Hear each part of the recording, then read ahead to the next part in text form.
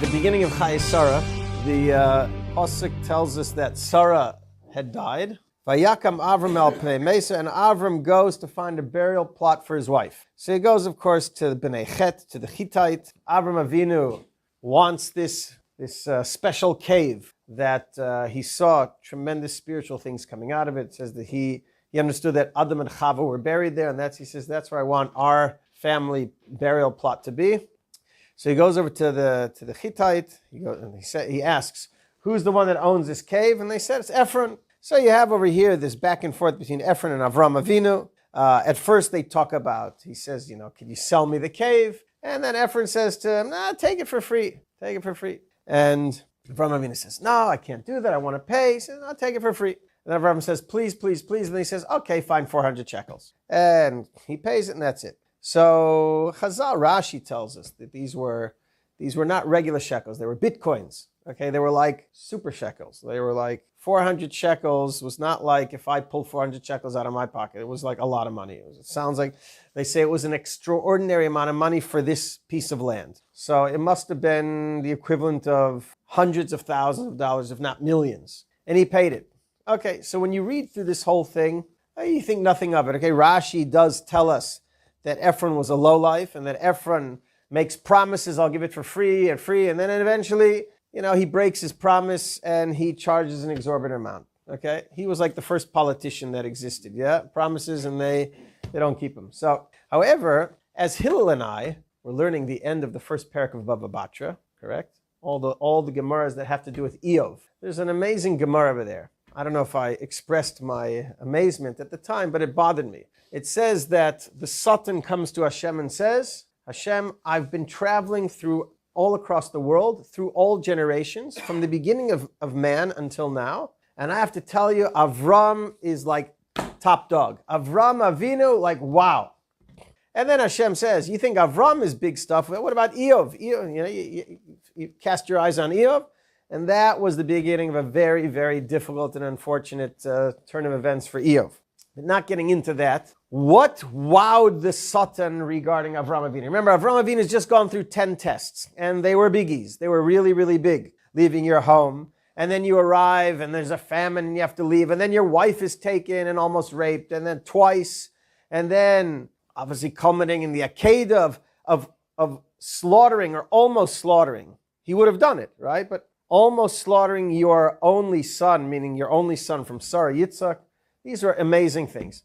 Is that what wowed the Satan? No. You know what wowed the Satan? This story over here. What did the Gemara say over there? The Satan says to Hashem, I'm amazed at Avram Avinu. Here's a guy that was promised Eretz Yisrael, which means this land is his. He should really be able to bury Sarah wherever he wants for free. Not only did he have to endure aggravation until he finally was able to get the burial plot that he wanted for Sarah, but he had to pay an exorbitant amount of money, 400 super shekels. Something, okay. You read it over here and you think, okay, fine.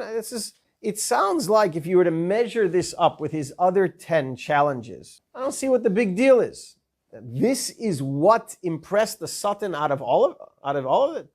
I'm sure there's a lot of answers out there, but I haven't seen because I haven't looked.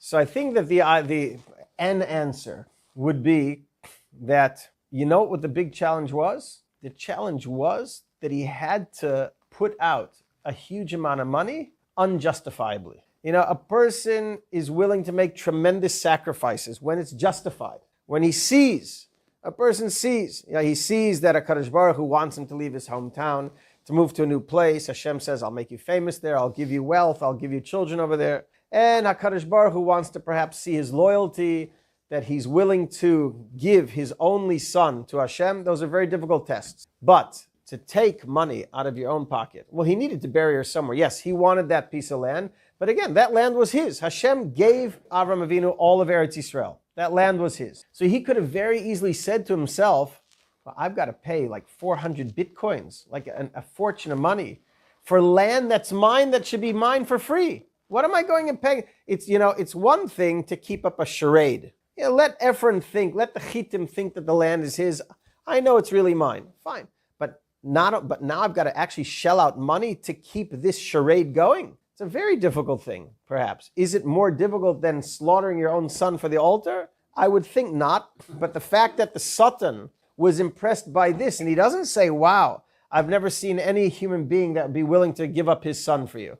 It sounds like in the Satan's eyes, this was even a harder test than any of the tests that he had before. And again, the idea is to spend money on something which is not justified is very, very difficult. He understood that he had to do it because he needed this plot for Sarah. Any normal human being would have turned to Hashem and said, Hashem, I don't understand. Why are you subjecting me to pay money on land that you already gave me? And what the Satan was impressed about was that, again, just like by all the other 10 tests, Avram did not question. But I guess you see over here that it's very difficult to part with money that you believe that you don't have to part with. You know, it's one thing to spend money on groceries. But if, let's say, you get a parking ticket, right? And you get like a 250 shekel knas or a 500 shekel knas. Or if you park in a handicapped spot when you're not supposed to, you get 1,000 shekel knas. That never happened to me. So that's very difficult to pay, right? How do I know it's very difficult to pay a 250 shekel parking ticket? Because I have gotten them, and I wait until finally you get the 90 days have come and gone, right? They give you 90. Why is it so hard? It's not hard. If you're going to buy something that you need, it's okay. You know, I'm talking about someone that has the money. It's easy to spend the money. But when you have to pay money on a parking ticket, even though it is justified because you did something wrong. If you didn't do anything wrong, you wouldn't have gotten it. But still, you feel like you're paying for nothing. And that's hard. That's hard to part with money. All the more so if you have to spend money on something which is yours to begin with, like in this case. The fact that he did not question Hashem showed an amazing level of loyalty to HaKadosh Baruch Hu. You also find by the Avot that the Avot treated their money with tremendous reverence. Because why? Because the money was a gift from Hashem, and they did not take these gifts lightly. They took them very seriously. It wasn't that they were stingy or tight-fisted or anything, any of the stereotypes people make about Jews and money. It was a person would value the money. So you see over here it's an interesting thing that's what impressed the Satan. And we find as well, sometimes a person will give up, he's prepared to keep Shabbos and to be frum, etc.